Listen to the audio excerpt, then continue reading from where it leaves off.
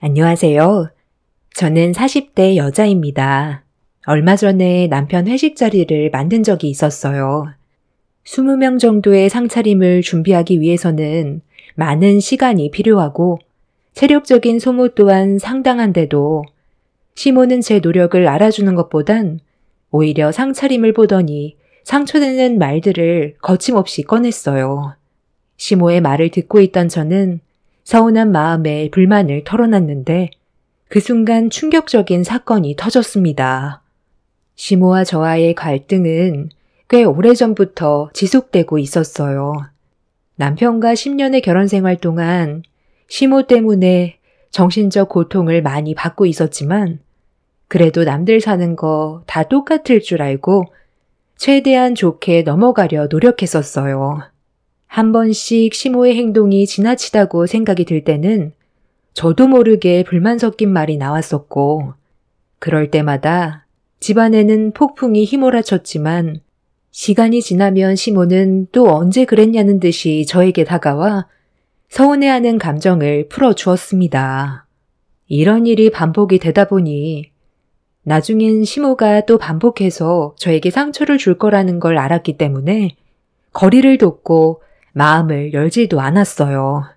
시모도 제가 가까이 다가가지 않는다는 걸 눈치채고 있었는지 기분을 풀어주려는 노력에도 감정의 변화가 조금도 없자 그때부터 시모의 행동은 상당히 거칠어졌어요. 제가 할 수 있는 건 시댁에 최대한 가지 않는 거였죠. 이런 시간들이 너무 힘겨웠었고 남편과 진지하게 상의를 한 뒤에 당분간 시댁에 가지 않는 걸로 결정을 내리게 되었습니다. 시모는 시간이 지나면 괜찮아질 줄 알았는지 제 기분을 풀어주려고 하는 것보단 거리를 둔다는 거에 분노했어요. 결국 참다 못한 남편도 집안의 장남이 어떠한 행사에도 참여하지 않자 다른 곳으로 화를 풀어냈어요.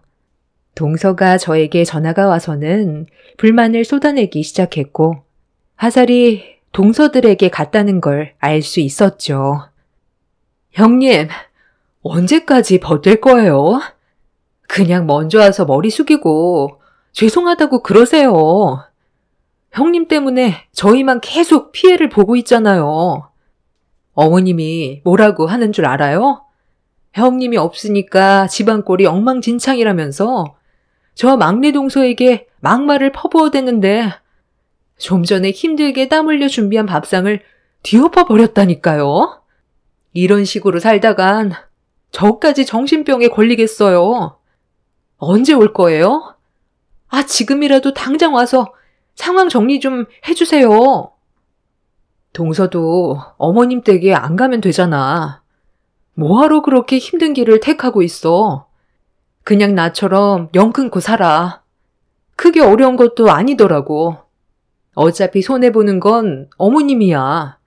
지금 내가 다시 어머님 댁에 고개 숙이고 들어가게 되면 나를 대하는 행동은 더 가해질 텐데 나는 더 이상 난리치는 꼴 못 보겠어.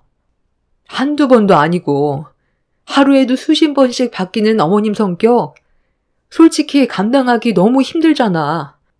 동서도 이번 일을 진지하게 생각해봐. 우리도 행복하게 좀 살아보자. 아유, 형님이야. 아주버님과 뜻이 같으니까 그렇게 할 수가 있는 거죠. 저는 아예 선택권조차 없다고요. 저는 말을 안 해본 줄 아세요? 어머님 때문에 힘들다고 몇 번이나 말을 했는데도 제 말은 씨알도 안 먹혀요. 어머님 댁에 더는 가고 싶지 않다는 말을 꺼내자마자 유진 아빠가 뭐라는 줄 아세요? 자기 엄마 얼굴 안 볼 거면 차라리 이혼을 하자더라고요. 자기는 아주버님처럼 불효자가 되고 싶지 않다면서 엄청 효자인 척 하는데 제가 애들 놔두고 어떻게 이혼을 하겠어요. 동서도 등 돌리고 살고 싶어 하는데 서방님도 유진 아빠랑 같은 생각을 가지고 있더라고요. 그래도 형님이 있었을 때는 어머님이 어느 정도는 감당이 됐었는데 지금은 하도 난리를 쳐서 시댁에 가는 게 너무 두려워요. 형님이 그냥 어머님 히스테리 받아주면서 좀 참으면 안 돼요? 저보다 형님이 더 잘 버티잖아요.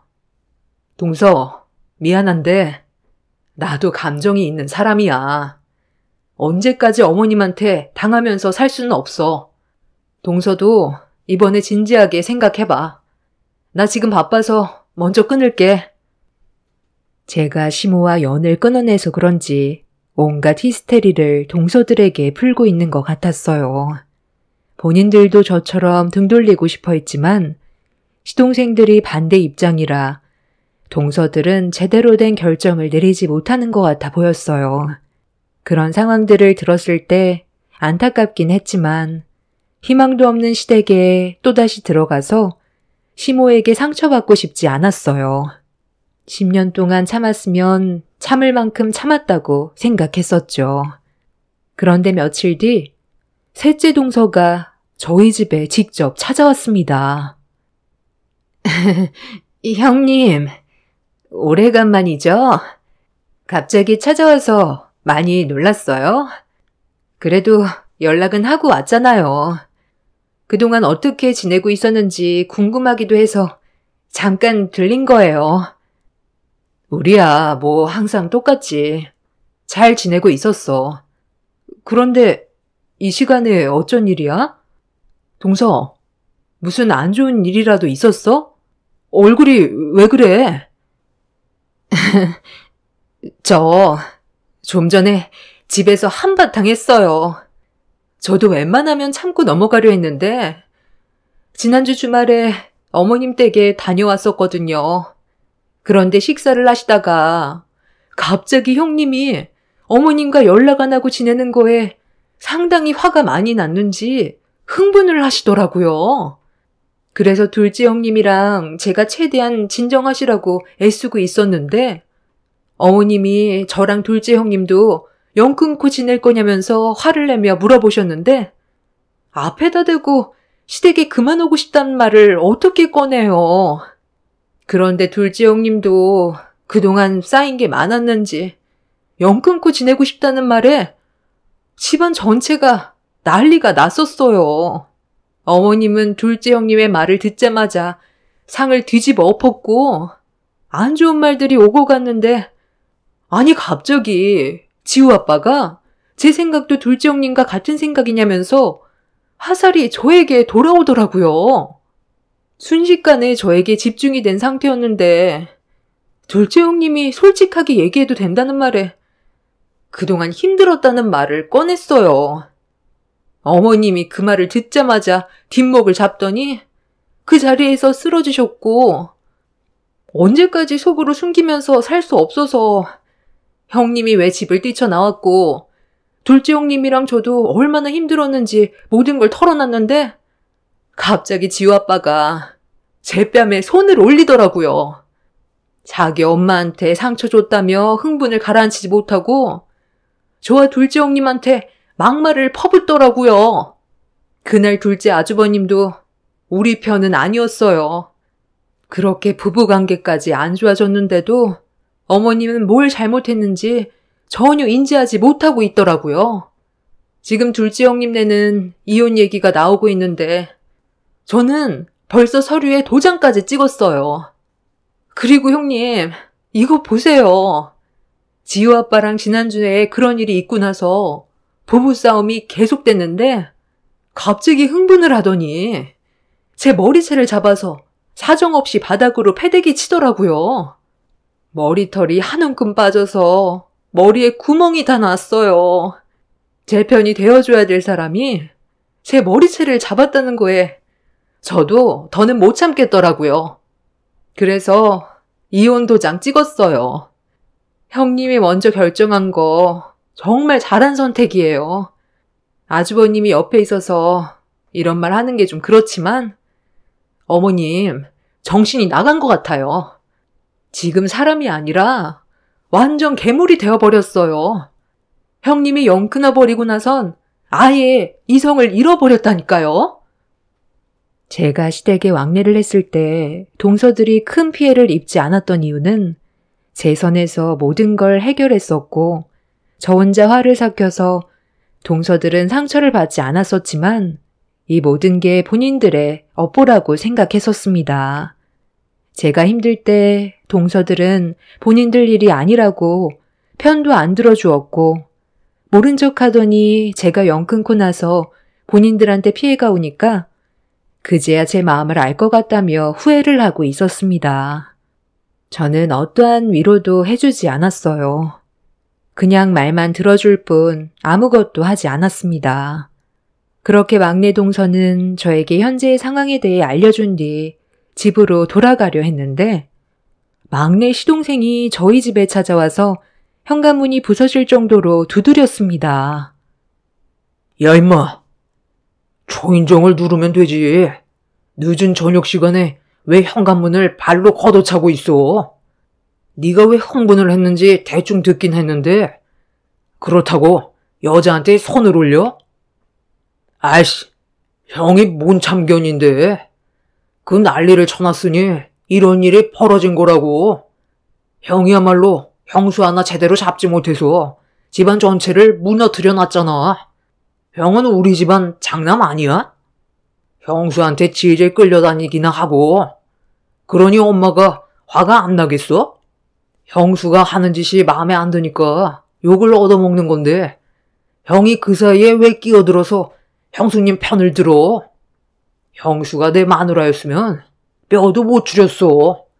어디 어른한테 목소리를 높이고 대들어? 그냥 죄송하다고 넘기면 그만이지. 그래서 너는 재수 씨를 저 꼴로 만들어 놓은 거냐? 재수 씨 꼴을 봐봐. 집에서 얼마나 난리를 쳤으면 우리 집으로 도망쳐 왔겠어? 상황이 어찌됐든 무력을 행사하는 건 잘못됐다는 거 몰라? 이혼 서류에 도장도 찍었다던데 법적으로 소송 들어가면 네가 무조건 불리해질 거라는 걸 알면서도 끝까지 가려는 거냐? 지금이라도 당장 재수 씨한테 용서를 구해. 애들 생각도 해야지. 우리가 잘못을 한 게 아니라 어머니의 행동에 문제가 있는 거라고. 한 가족이 됐으면 서로가 잘 지낼 수 있게 노력을 해야 되는데 어머니는 너희 형수 얼굴만 보면 잡아먹을 듯이 달려들었잖아. 말이 10년이지. 결혼생활 10년 동안 얼마나 많은 노력을 했는지 알아? 여보, 그만해요. 어차피 이제 와서 얘기해봤자 달라지는 거 아무것도 없어요. 각자 상황이 다르고 생각하는 게 다르잖아요. 그런데 서방님, 이거 하나는 기억하세요. 어머님이 서방님의 인생 대신 살아주지 않아요. 지금 옆에 있는 동서와 자식들이 떠나면 서방님한테 남는 건 뭔데요? 서방님도 생각이 있다면 어머님의 행동이 잘한 게 아니라는 거 충분히 알고 있을 텐데요. 그리고 내가 봤을 때 서방님이 엄청 효자는 아닌 것 같던데 어머님 감당 되겠어요? 서방님이 동서한테 한 행동들에 대해서는 용서받기 힘들겠지만 여기에서 그만 멈춰요. 나중에 땅을 치고 후회하지 말고요.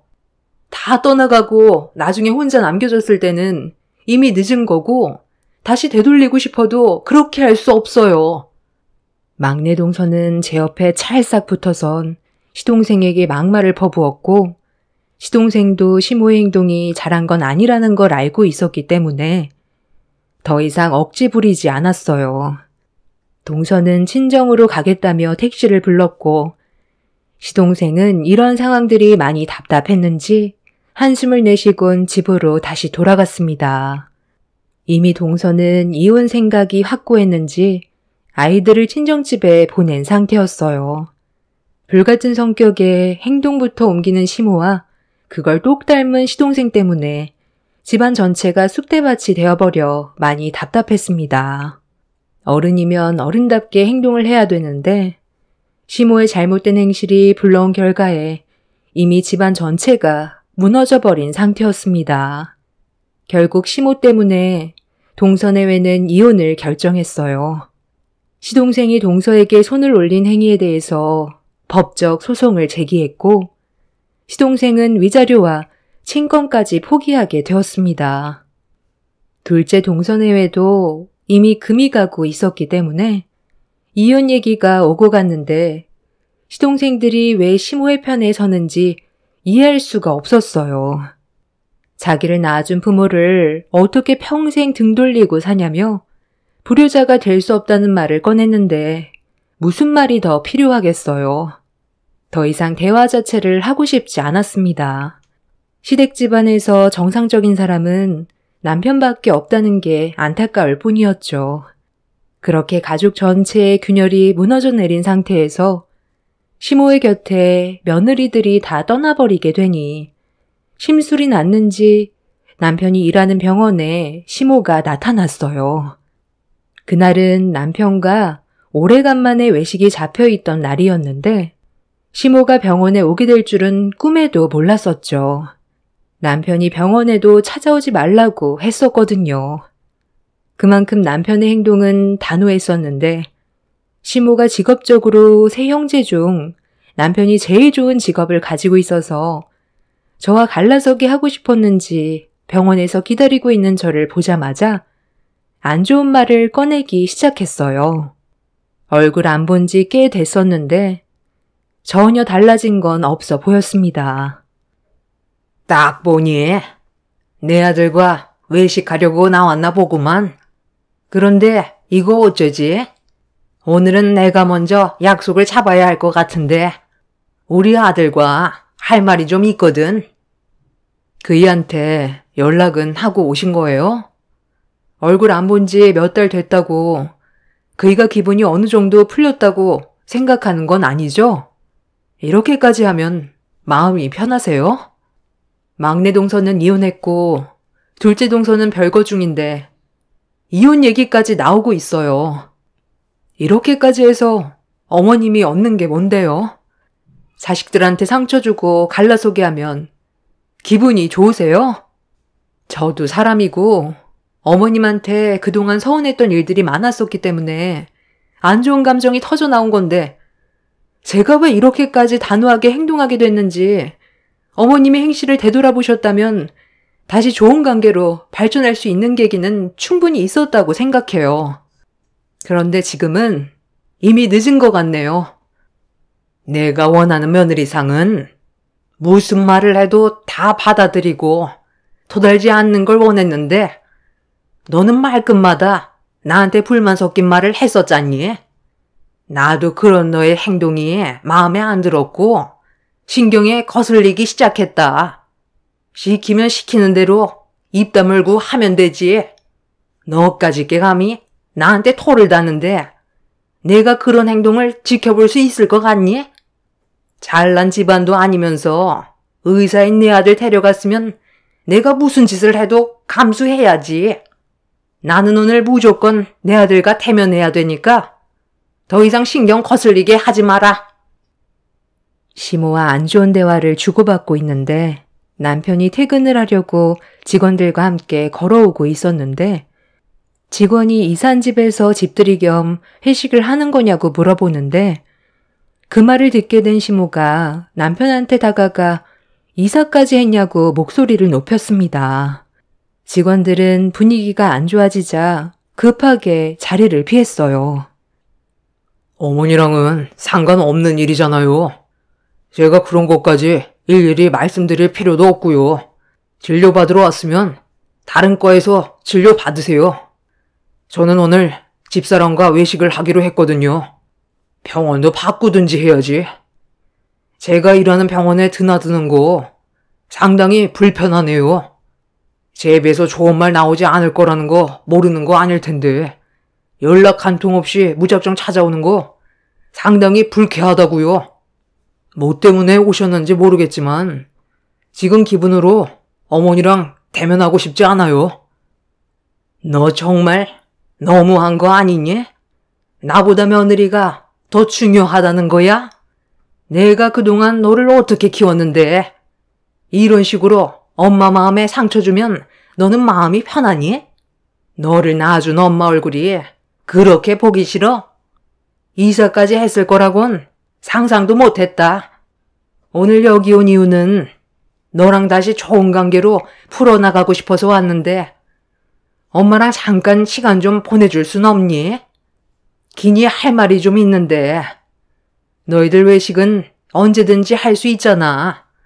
너는 평생 동안 엄마 얼굴 안 보며 살아갈 수 있니? 저 관계를 풀어가기 전에 이 사람과의 관계가 먼저인 것 같은데요? 그리고 먼저 동생들 관계도 다시 예전처럼 돌려놓으세요. 그 전까지 얼굴 보기 힘들 것 같아요. 뭐가 우선인지 생각해 보시고 머릿속이 정리되면 그때 다시 오세요. 그럼 저는 할 말 끝났으니 애들도 기다리고 있어서 먼저 가볼게요. 남편은 단호하게 행동했고 그런 모습을 지켜보고 있던 시모는 온몸을 부들부들 떨면서 저를 노려봤어요. 이 모든 상황이 제 탓인 것 마냥 생각하는 듯 보였습니다. 사실 남편은 중학교 때 시어머니가 일찍 이혼해 두 시동생들만 데리고 집을 나가서 시모에 대한 정이 없어요. 그러다 보니 시부의 도움으로 악착같이 공부해 의대에 합격하게 된 거였죠. 시간이 아무리 지나도 시모는 달라질 것 같지 않았고 저희 부부는 그렇게 시모를 지나쳐 병원을 나왔습니다. 시모는 저희가 시야에서 사라질 때까지 끝까지 노려봤는데 며칠 뒤 충격적인 일들이 펼쳐지게 되었네요. 저희 부부가 이사를 했었던 건 시모 때문인 것도 있었지만 남편이 일하는 병원에서 집까지 교통편이 너무 안 좋아 아침만 되면 상당히 많이 막혔어요. 반대로 제가 일하는 회사의 교통편은 나쁘지 않아 이사를 결정하게 되었고 그렇게 새로운 지역으로 옮기면서 집들이 겸 회식을 저희 집에서 하기로 했어요. 그런데 저희 집을 몰래 알아낸 시모가 음식을 한창 준비하고 있을 때 문을 두드렸어요. 역시 우리 아들이 능력이 좋아서 이런 멋진 주택까지 마련하고 정말 대단해. 내가 아들 하나는 정말 잘 낳았다니까. 음식 준비는 잘 돼가니? 그런 얼굴로 쳐다보지 마라. 네가 저번에 나를 무시하고 내 아들과 외식을 했을 때 끝까지 따라가 집이 어딘지 알아냈었다. 이사를 했다는데 한번 와봐야 하지 않겠어? 오늘이 집들이 겸 회식 날이라며 내가 오늘 병원에 잠깐 들려서 우리 아들과 같이 일하는 동료 의사에게 물어봤지. 20명 정도 온다고 하는 것 같던데? 병원 이사장까지 온다더만. 신경 바짝 써야 되겠어. 오늘이 앞으로 우리 아들 병원 생활하는데 중요한 자리가 될 것 같은데 음식 준비 대충 하는 거 절대로 용납 못한다. 어머님이 돌아가 주시는 게 저에게 도움이 될 것 같은데요. 이런 식으로 무작정 찾아오면 그이가 집에 들어왔을 때 좋아하겠어요? 어머님이 하는 행동이 그 사람의 앞길을 막는다는 생각은 안 해보셨어요? 제가 알아서 준비할 거니까 방해하지 마시고 살펴가세요. 저 이런 기분으로는 음식 만들 수 없을 것 같네요. 나 신경 쓰지 말라니까. 집 구경이나 하고 나올 테니 너는 음식 만드는데 집중해라. 전에 살던 집보다 얼마나 좋아졌는지 한번 둘러볼까? 시모는 막무가내로 저희 집 문을 열고 들어갔어요. 마당에서 음식 준비를 한창 하고 있던 저는 시모가 들어온 순간부터 모든 게 일시정지가 되어버렸고 음식을 어떻게 만들고 있는지도 모른 채 집 안에 들어간 시모가 신경이 쓰여서 아무것도 하지 못했습니다. 남편이 사람들을 데려올 시간은 가까워 오는데 시모 때문에 일이 진행이 안 되자 짜증이 난 저는 집 안으로 들어갔어요. 시모는 집안 전체를 돌아다니면서 전부 휘젓고 있었습니다. 더 이상 시간을 지체하다가는 그날 일정이 정말 꼬이게 될 것 같아 시모에게 그만 돌아가 달라며 현관문 밖으로 밀어냈는데 시모가 저를 밀치더니 작은 방에는 뭐가 있는지 궁금하다면서 문을 벌컥 열었어요. 시모는 한참 동안 아무 말 없이 작은 방을 쳐다보다가 저를 바라보더니 눈이 아래로 향했습니다. 그리고 시모는 저를 보며 한마디 했어요. 너 임신했냐? 누구 허락 없이 임신이야? 지금 네 나이가 몇인데 임신을 하면 어쩌자고? 지금 애들 키우는 것도 벅차면서 셋째 임신까지 해? 임신하는 것까지 허락을 받아야 되는 거예요? 부부 생활하다 보면 예기치 않은 일들도 생기는 거죠. 다들 축하해 주는데 어머님은 뱃속에 손주가 생긴 게 상당히 마음에 안 드나 봐요. 어차피 어머님과 상관없는 일이니 그만 나가주세요. 지금 어머님 때문에 음식 준비하는 게 집중이 되지 않아서 너무 힘들어요. 내가 왜 나가니? 나는 오늘 내 아들과 저녁 한 끼 하고 싶어서 온 건데 나도 같이 할 수 있잖아. 내 아들 올 시간도 거의 다 된 것 같은데 음식 준비가 얼마나 됐는지 한번 볼까? 예, 지금 이게 뭐니? 이걸 상차림이라고 준비해 놓은 거야? 이런 식으로 음식을 만들어 놓으면 누가 먹어? 돼지도 거들떠 안 보겠다. 시모는 마당에 펼쳐진 음식들을 보더니 손님이 오지도 않았는데 손으로 반찬을 주워 먹으며 간을 보기 시작했어요. 입에 들어갔다 나온 손을 다른 반찬 위로 올라가길래 더럽게 뭐 하는 짓이냐고 시모의 팔을 잡아챈 뒤 나가실 거 아니면 방해하지 말라며 시모를 강제로 자리에 앉히는 순간 시모가 어디서 어른의 팔을 함부로 잡냐고 임신을 한 저에게 발길질을 했습니다. 너무 순식간에 일어난 일이라 방어를 하지 못하고 시모의 발길질에 배를 맞으면서 뒤로 넘어졌고 식탁 테이블에 그대로 머리를 부딪혔어요. 시모는 발길질 한 번에 넘어가냐며 피식 웃고 있었습니다. 너무 갑작스럽게 일어난 일이라 넘어졌다가 저도 모르게 벌떡 일어났는데 멀미를 한 것처럼 어지러움이 느껴졌어요. 시모는 자리에서 일어나 휘청거리고 있는 저에게 사정없이 뺨을 올려쳤고 그대로 뒤로 넘어지려는데 시야가 검게 변하기 시작했어요. 바닥으로 쓰러짐과 동시에 대문을 열고 뛰어오는 남편이 눈앞에 보였고 시모는 우리 집안 먹칠하지 말고 자기 아들과 당장 갈라서라며 더한 짓도 할 수 있다면서 저는 시댁집안과 맞지 않는다고 귓속말로 속삭였어요.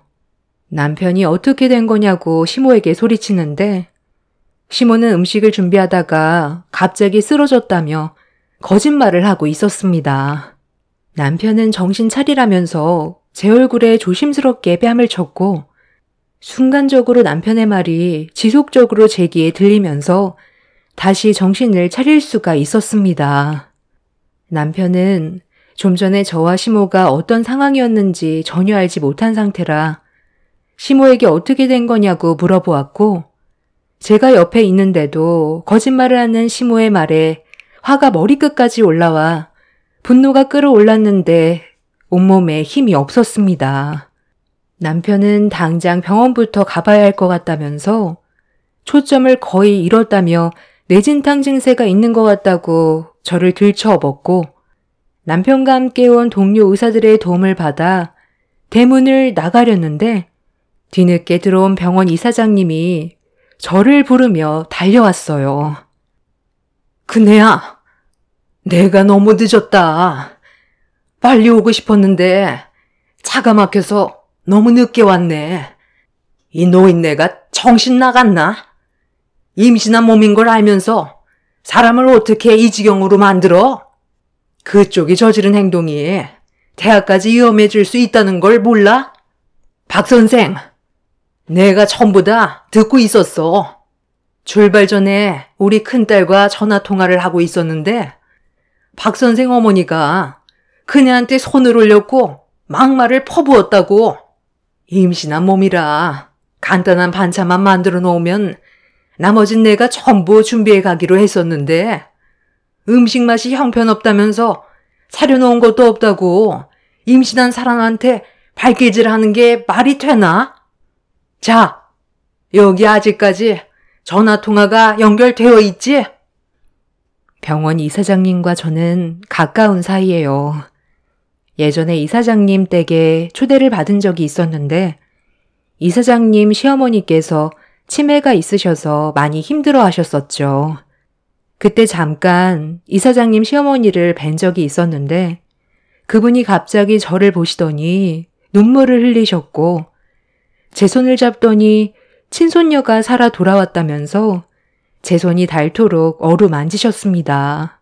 그때 당시 모두가 놀랐었고 나중에 알고 보니 몇 년 전 이사장님의 큰딸이 교통사고로 세상을 떠났었는데 저와 약간 비슷하게 닮아 보여서 착각한 것 같다면서 제가 자주 곁에 있어드리면 좋을 것 같다고 부탁을 하셨어요. 나쁜 일도 아니고 좋은 일이라 이사장님 댁에 자주 갔었고 이사장님도 그때부터 저에게 큰애라고 부르셨습니다. 그렇게 왕래하면서 지내다 보니 어느새 이사장님은 저를 큰딸처럼 한 가족으로 대해주셨고 좋은 관계를 유지하고 있었습니다. 저희 엄마와도 나이가 비슷해서 저 또한 마음 열고 다가갈 수 있었죠. 그렇게 허물없이 관계를 유지해오고 있었는데 이번에도 제가 임신한 사실을 아시고 많은 음식을 준비했다며 저보고 쉬라고 했었지만 그래도 손님인데 그건 예의가 아닌 것 같아 기본적인 음식들을 준비하면서 이사장님과 통화를 하던 도중에 시모가 들어온 거였어요. 저는 시모 때문에 정신이 없던 상태에서 전화통화를 끊어야 하는 것도 깜빡하고 있었는데 이런 상황을 이사장님이 전부 다 듣고 있었습니다. 남편은 이사장님이 녹음한 통화 내용을 전부 다 듣게 되었고 남편과 시모의 두 남빛은 동시에 썩어 들어갔어요. 남편은 조용히 넘어가지 않을 거라며 저를 데리고 병원으로 이동해 치료를 진행했어요. 다행히 뱃속의 아이는 크게 문제는 없었고 저도 가벼운 뇌진탕으로 끝날 수 있었습니다. 그리고 지금 현재 시모는 법적 처벌을 받기 위해 소송 중에 있어요.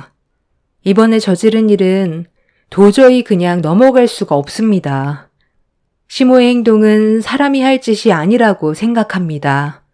하마터면 저와 아이의 생명까지 잃게 될 뻔했던 아찔한 순간이었고 변호사는 법정에서 이사장님과의 통화 내용에 저의 임신 사실을 알고 있음에도 무력을 행사한 녹취록을 통해 시모의 행동이 의도적이었다는 걸 재판부에서 인정할 것 같다며 죄질이 무겁게 내려질 거라고 설명해 주었습니다. 남편도 이번 일을 통해 단단히 질렸는지 평생 얼굴 안 보고 살 거라고 하더군요. 저도 그걸 바라고 있습니다. 한 번 아닌 사람은 끝까지 아니라는 걸 이번 일을 통해 확실히 알 수 있었네요. 제 사연 들어주셔서 감사합니다. 안녕하세요. 저는 오늘 사사건건 온갖 참견을 다 하던 시어머니가 결국 나락으로 떨어지게 됐던 하나의 사건을 여러분들께 알려드리고자 사연을 신청하게 된 40대 여자입니다. 남편과 10년의 결혼 생활을 하는 동안 제가 제일 힘들었던 점은 시모의 참견이었어요. 전혀 신경 쓰지 않아도 되고 저 혼자 알아서 해결할 수 있는 일인데도 한 공간에 시모가 자리에 있다면 무조건 한마디는 들어야 상황이 정리가 되었습니다. 이런 일들이 10년간 반복이 되다 보니 정신적으로 너무 힘들었어요. 겪어보지 못한 분들은 사건의 당사자가 아니기 때문에 이 문제가 얼마나 심각한지 피부로 와닿지 않을 테지만 제가 지금부터 써내려가게 될 이야기를 들어보신다면 왜 사연을 신청하게 됐는지 충분히 이해하실 겁니다. 남편과 결혼 이후 가끔 시댁을 가게 되면 남편과 여러 가지로 진지하게 대화를 할 때가 있었는데 그럴 때마다 시모가 대화에 끼어들었던 적이 몇 번 있었어요. 그때 당시에는 시모에 대해 모르는 게 많았기 때문에 저희 부부가 잘 되길 바라는 마음에 작은 관심이라고 생각했었습니다. 그런데 날이 가면 갈수록 시모의 참견은 도가 지나칠 정도로 너무 과하게 다가왔어요. 나중에 알고 보니 시모는 그냥 일상적인 대화에도 무조건 끼어드는 게 문제였고, 그런 일들이 반복이 되다 보니 상당히 불편하게 다가오게 되었습니다. 나중에는 시모가 옆에 있으면 대화 자체를 하지 않게 되더라고요. 그 이유는 시모가 꼭 끼어들면 일이 터졌거든요. 아주 작은 문제도 시모가 개입을 하게 되면 일이 엄청나게 커져서 수습 자체가 불가능할 정도로 상황이 악화되었고, 이런 일들이 반복되다 보니 시댁에 가면 입을 열고 싶지가 않았습니다. 이런 문제로 계속해서 시모를 피하게 되었고, 가끔 언성을 높이며 싸우게 되는 날도 있었지만 최대한 좋게 풀어가려 노력했었고, 이런 문제점들을 해결하기 위해서 정말 많은 대화를 했었는데, 시모가 가진 성격은 절대 고칠 수 없는 하나의 버릇이었습니다. 결국 그냥 포기하고 신경 자체를 아예 안 쓰고 살았어요. 무시하는 게 정신건강상 제일 좋은 방법이라는 걸 터득하게 되었죠. 시모 본인도 자기를 무시한다는 걸 알게 된 이후부터 저와 담을 쌓고 대화 자체를 하지 않았어요. 그래서 시댁에 가게 되면 침묵만 흘렀었고 안 좋은 분위기가 지속적으로 이어졌는데, 시동생이 결혼을 하면서 동서가 들어오게 되자 또다시 시모의 안 좋은 성격이 재발하기 시작했어요. 동서가 한 식구로 들어온 이후 공식적으로 모임을 가진 적이 있었는데, 분위기 좋게 식사를 하고 거실에서 후식을 먹으면서 즐거운 대화를 이어나가던 도중 신혼집 관련해서 저에게 고민거리를 털어놨습니다. 신혼부부 특별 공급으로 청약을 넣기 위해 궁금한 점들에 대해 물어보았었죠. 그래서 제가 아는 선에서 동서에게 설명을 해주고 있었는데, 시모가 갑자기 저와 동서 사이에 끼어들어 앉더니 대뜸 이상한 말을 하기 시작했어요. 예, 신혼부부 특별 공급으로 청약 넣어서 들어가는 것도 좋지만 최근에 나온 분양 아파트들이 입지도 별로 안 좋고 1군 브랜드 아파트도 아니라서 선호도가 많이 떨어지는데, 무리해서 청약 넣지 말고 좀 더 기다렸다가 괜찮은 아파트 나왔을 때 신청하는 게 좋지 않겠니? 지금 살고 있는 신혼집이 전세고 너희들 회사와도 많이 떨어져 있어서 불편하다고 그러던데, 그럼 네가 좀 도와주면 어떻겠니? 저번에 내 아들과 둘이서 몰래 진지하게 대화하던 걸 잠깐 엿들었었는데, 사돈어른께서 타운하우스를 너한테 증여해 주기로 했다던데, 지금 살고 있는 집도 있는데 굳이 2개 가지고 있을 필요가 있니? 그거 애들 주면 딱 좋을 것 같은데, 위치도 괜찮고 청약은 나중에 정말 좋은 아파트 나왔을 때 사용하면 되잖니. 임신도 했는데 출산 전에 자리 잡고 살게 해줘야지. 그건 또 언제 들으셨어요? 그리고 그거 아직 확실한 것도 아니고 저희 부모님이 저한테 증여해 주시겠다는 건데, 그걸 동서 임신했다고 주는 건 말이 안 되죠. 왜 말이 안 돼? 가족끼리 그 정도도 못 해줘? 사돈어른이 증여해 주겠다던 타운하우스 시세 대충 알아보니까 9억 정도 하더구만. 너희 집안은 그 정도는 껌값이잖아. 얘가 이렇다니까. 가족보다 돈을 더 중요하게 생각해서 문제야. 작은 애들이 고생해서 사는 것보다 좋은 위치에 자리 잡아 안정적으로 살면 얼마나 보기 좋아? 어머님, 아니, 괜찮아요. 그렇게까지 할 필요는 없을 것 같아요. 9억이나 하는 타운하우스를 그냥 달라는 게 상식에서 벗어난 생각이잖아요. 어머님, 저희가 알아서 할게요. 다 너희들 생각해서 그러는 거야. 있는 놈들이 터하다더니. 가족끼리 집 하나 가지고 서로 얼굴 붉혀야 되겠니? 너한테 언제 징유해 준다디? 내가 한 말에 대해 진지하게 생각해 보거라. 있는 집안이면 베풀 줄도 알고 살아야지. 너는 항상 내가 하는 말에 왜 이렇게 부정적으로 반응을 하는 거니? 좋게 얘기해 줄 수도 있잖아. 저희 지금 청약 관련해서 대화 중이었는데 어머님이 갑자기 끼어들었잖아요. 방금 설명드렸잖아요. 부모님께서 아직 증여해 주신 것도 아니고 제 소유가 돼도 지금 살고 있는 아파트 처분하고 그 돈을 드릴 건데 잘 알지도 못하면서 무작정 일방적인 생각을 얘기하시면 제가 어떻게 반응을 해드려야 되는 거예요? 저희 대화 중이었으니까 자리 좀 비켜주세요. 좀 전까지만 해도 분위기 좋았는데 어머님이 대화에 끼어들어서 어떤 상황을 만들었는지 한번 보세요. 나는 말도 못해? 평생 입 다물고 살라는 거니? 내 생각을 얘기할 수도 있는 거잖아. 항상 보면 돈 많은 것들이 더하다니까. 나 같으면 타운하우스에 살라고 넘겨줬다.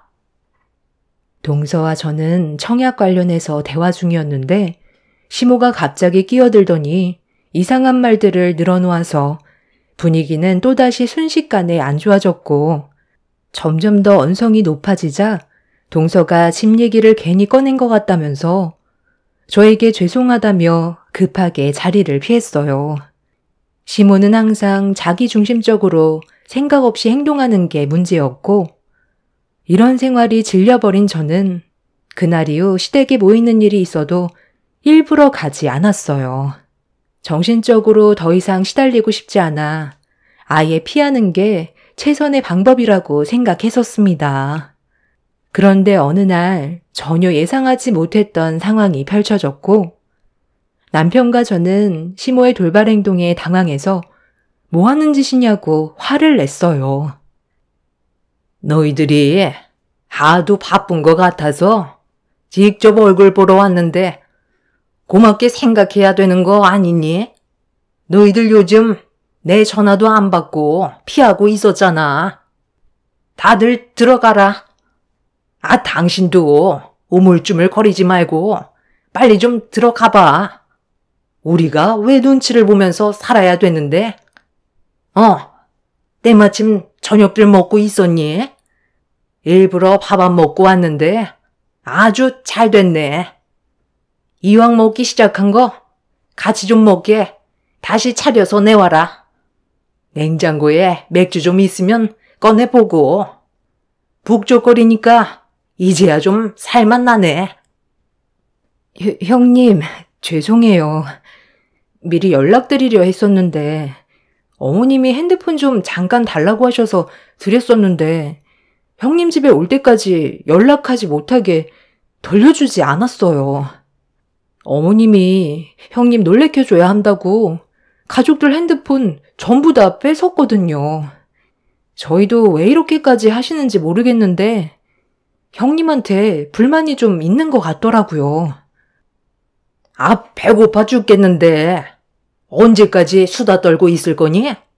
일단 밥부터 내오라니까. 요즘 세상 정말 많이 변했다. 늙은 시부모가 며느리 집에 와서까지 눈치 봐야 되겠니? 연락 한 번 주시는 게 어려운 일도 아닌데 무작정 찾아오시면 어떡해요? 어머니 때문에 제가 이 사람 눈치를 봐야 되겠어요? 아, 제발 생각 좀 하고 행동하세요. 너희들이 오지 않으니까 내가 직접 움직인 건데 뭐가 잘못됐다는 거야? 배고파 죽겠다. 밥상 좀 빨리 차려내와라. 밥을 먹어야 가든지 할 거 아니야? 무조건 본인이 하고 싶은 대로 움직이던 시모는 이번에도 막무가내로 행동했어요. 동선혜와 시부는 저와 남편의 눈치를 보고 있었지만 시모는 되려 저에게 큰소리치며 밥상을 내오라고 목소리를 높였습니다. 마음 같아선 당장 집 밖으로 내치고 싶었지만 최대한 감정 억누르면서 참고 있었고 동서네와 시부가 저녁 식사를 하지 않았다는 말에 어쩔 수 없이 저녁상을 다시 차리게 되었습니다. 동서는 임신한 몸인데도 제 눈치가 보였는지 하나라도 도와주려고 움직였어요. 그렇게 음식 준비가 끝이 나고 둘러앉아 다시 식사를 하는데 저는 이미 시모 때문에 입맛이 뚝 떨어져 음식에 손이 가지 않았습니다. 남편도 저와 마찬가지였고 동서네와 시부는 저희 부부의 눈치를 보면서 식사를 이어나갔습니다.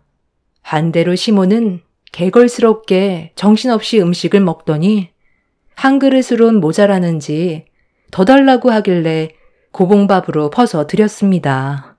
시모는 저를 보며 이런 식으로 반항하냐면서 한마디 툭 던지시곤 식사를 이어나가시더니 동서와 제가 대화하는데 또 끼어들었어요. 작은 며느리가 곧 출산인데 당연히 네가 옆에서 몸조리하는 거 도와줘야지. 회사에 사정 얘기하고 한동안 옆에 붙어 있어줘라. 어려운 거 아니잖아. 어머님, 그냥 하시던 식사 마저 하세요. 왜 또 끼어드는 건데요? 동서가 출산하면 동서네 가족이 와서 신경 써준다는데 왜 제가 회사까지 빠지면서 도와줘야 되는 건데요? 지금 동서가 저에게 조언을 구하고 있잖아요. 출산 후에 여러 가지로 궁금한 것들 물어보는 건데 꼭 참견해야 마음이 풀리세요? 그러는 어머님이 옆에서 몸조리 도와주면 되겠네요. 집에서 하는 일도 없으신데 그 정도는 해주실 수 있잖아요. 어머님은 그런 거 귀찮아하셔서 제가 아이 낳았을 때는 일절 도와주지 않으셨는데 동서는 엄청 아끼시니 그 정도는 해주실 수 있잖아요. 식사 다 하셨으면 그만 들어가세요. 저희도 다음날 일찍 출근해야 돼서요. 그나저나 타운하우스는 어떻게 됐니? 아직까지 해결 안 된 거야? 내 말대로 작은 애 출산 선물로 주면 딱일 것 같은데 가진 게 있으면 나눠줄 줄도 알아야 되는 거야. 또 그 얘기세요? 이제 좀 그만하면 안 될까요? 제가 알아서 할 문제이고 저희 부모님이 저에게 증여해 주신 걸 동서 출산 선물로 준다는 건 말이 안 되잖아요. 형님, 그만 열내세요. 어머님도 이제 그만하세요. 왜 이런 문제로 계속 얼굴을 붉혀야 되는지 모르겠어요. 제가 중간에서 얼마나 난처한지 아세요? 난처할 게 뭐가 있어? 타당하게 요구하는 건데 큰 며느리가 욕심이 좀 많아. 가진 것도 많으면서 베풀 줄을 모른다니까. 가족이면 당연히 요구할 수 있는 거지. 그럼 어머님이 살고 계신 그 집 처분해서 타운하우스 하나 장만해주면 되겠네요. 가족이니까 저도 이 정도는 말할 수 있잖아요. 지금 살고 있는 집 처분하면 동서네한테 좋은 집 하나 장만해줄 수 있을 것 같은데 차라리 그렇게 해주세요. 저는 어머님의 요구를 들어줄 생각도 없고 더는 듣고 싶지도 않아요. 시모는 제 말이 끝나는 순간 밥그릇을 저에게 망설임도 없이 집어 던졌어요. 집안의 공기는 차가워졌고 시모의 행동에 화가 난 저도 좋은 말이 나가지 않았습니다. 시부와 동서내외는 그만 돌아가는 게 좋을 것 같다고 자리에서 일어났지만 시모는 그 자리에 앉아 꿈쩍도 하지 않았어요. 도대체 왜 이렇게까지 하는지 물어보니 시모는 그동안 자기를 너무 무시해서 화가 난 거라고 얼굴을 붉혔어요. 무시를 한 게 아니라 상식적으로 말이 안 되는 요구와 대화를 할 때마다 끼어들어 상황을 악화시키는 시모의 잘못된 행동들이 저를 너무 힘들게 해서 거리를 두는 것뿐이라고 설명드렸지만 시모는 자기를 서운하게 만든 행동들에 대해 화가 많이 났다고 제 말을 귀 기울여 듣지 않았습니다. 가족들 모두 시모가 잘못한 거니 그만하라고 말했지만 시모는 끝까지 고집을 부렸습니다. 남편은 그런 시모에게 많이 실망을 했는지 결국 행동으로 움직였고 강제로 시모를 밖으로 내쫓아 버렸어요. 문 앞에서 난리치는 거 동선애와 시부가 겨우 말려서 집으로 돌아가긴 했지만 이런 상황들이 너무 짜증이 났어요. 매번 말끝마다 참견하고 말도 안 되는 억지까지 부리는 시모와 더는 얼굴 보며 살고 싶지가 않았습니다. 그래서 그날 남편과 진지하게 대화를 주고받았어요.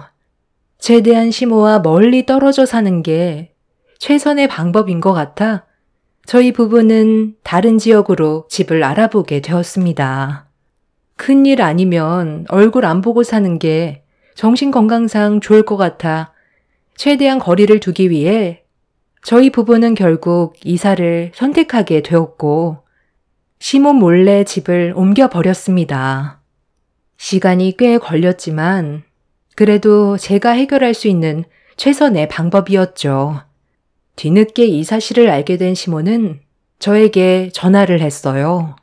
어느 정도 예상은 하고 있었지만 역시나 연락도 없이 전에 살던 집에 방문을 하셨고 이사를 갔다는 말을 듣게 되자마자 저에게 전화해서 허락도 없이 움직였다며 화를 냈습니다. 저는 그동안 시모에게 받았던 안 좋은 감정들에 대해 털어놓으면서 너무 힘들어서 이사 결정하게 된 거라고 명절 외엔 시댁에 갈 일은 없을 것 같다며 확실하게 제 생각을 전달했어요. 그렇게 한동안 조용하게 지낼 수 있었고 늦은 감이 있었지만 제 삶을 찾은 것 같아 마음이 한결 편해졌었는데 얼마 뒤 동서의 출산이 임박했다는 소식을 접하게 되었습니다. 저희 부부는 서둘러 산부인과를 찾았는데 그 자리에는 시부모와 시동생 그리고 동선의 가족분들이 한자리에 모여 계셨어요. 그런데 모두들 심각한 얼굴로 분만실을 바라보고 있었습니다. 남편이 시동생한테 어떤 상황인지 물어봤는데 뱃속에 있는 아이가 너무 커서 자연분만을 시도하다가 산모가 정신을 잃어 급하게 수술을 준비 중이라는 말을 듣게 되었습니다. 그렇게 모두들 분만실 앞에서 긴장한 가운데 잠시 뒤 아이의 울음소리가 산부인과에 울려 퍼졌고 분만실에서 나온 원장님은 아이와 산모 둘 다 무사하다며 가족 모두를 안심시켜 주었는데 시모가 제 옆으로 다가오더니 작은 애 순산 선물로 타운하우스를 선물로 주라며 또다시 쓸데없는 말을 뱉기 시작했어요. 작은 애 출산 선물로 타운하우스 달라는 게 그렇게 어려운 문제도 아닌데 끝까지 고집 부릴 거야? 애들이 안정적으로 살아갈 수 있게 네가 도와주면 좋잖니. 내가 슬쩍 알아보니까 최근에 너한테 증여했다더구만. 그런데 너는 이사한 지 얼마 안 됐잖아. 그럼 또 이사하려는 건 아닐 텐데 공실로 계속 비워둘 거니? 아직도 그 얘기세요? 저희가 오죽했으면 이사했겠어요. 제발 그만 좀 하세요. 그리고 저희 부모님이 저한테 증여해 주신 건 맞지만 이미 다른 사람이 살고 있다고요. 어떤 상황인지 잘 알지도 못하면서 왜 이렇게 고집을 부리세요? 제가 몇 번이나 싫다고 말씀드렸으면 그만하면 안 되는 거예요? 여기까지 와서 얼굴 붉혀야겠어요? 세입자 쫓아내고 내 작은 아들과 며느리 집어넣으면 되는 거지. 가족이 우선 아니니? 너는 작은 애들이 좁아터진 집에서 살길 원하는 거야? 이번에 서방님 청약 넣은 거 당첨됐잖아요. 아이까지 가족 셋이서 충분히 살 수 있는 넓은 집으로 이사를 갔는데 그 집을 포기하는 게 더 미련한 거죠. 그럼 내가 들어가 살면 되겠다. 우리 애들 들어가게 되면 나도 자연스럽게 같이 살까 했는데 그게 안 된다면 그 집 나한테 줘라. 그래도 되는 거지? 아, 그만 좀 하지 못해? 여기까지 와서 미련을 못 버리는 거야? 이미 그 집엔 다른 사람들이 살고 있다잖아. 언제까지 며느리 속을 긁고 놓을 건데?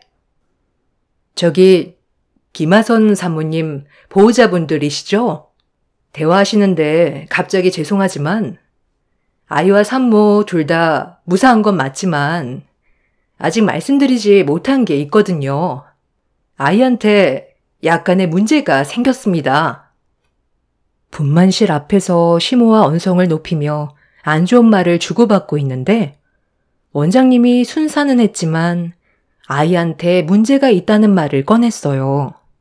동선의 가족분들이 아직 밖으로 나오지 않고 있는 아이한테 어떤 문제가 생겼냐고 물어보니 다리 길이가 다르다는 충격적인 말을 듣게 되었습니다. 태아로 있을 땐 아이가 웅크리고 있다 보니 장애가 있는 줄 몰랐었는데 세상 밖으로 나오자마자 다리 길이가 다르다는 걸 알게 된 원장님은 많이 놀랐다며 일단 좀 더 상황을 지켜봐야 할 것 같지만 정상적인 생활은 힘들 것 같다는 말을 했습니다. 순산했다는 말에 기쁨도 잠시 모두들 충격적인 말을 듣고 절망에 빠져 있는데 시모가 또다시 분위기 파악 못하고 대화에 끼어들었어요. 가만히 있으면 아무 일도 없는데 시모의 그 입방정 때문에 온 가족의 화가 머리끝까지 올라오게 되었습니다. 에휴, 작은 애가 내 아들과 결혼하겠다고 인사 왔을 때부터 건강 상태가 별로 안 좋아 보이더니 왠지 불안하다 했다. 평생 장애를 가진 아이를 데리고 살아야 하는데 내 아들 인생 망쳐놓은 거에 대해 보상해 주던지 아니면 여기서 그만 갈라서라. 애 다리가 짝짝이라는데 그 모습을 보고 살 수 있겠니? 엄마가 다른 좋은 여자 소개해 줄 테니까 다시 새롭게 시작하는 게 좋지 않겠어?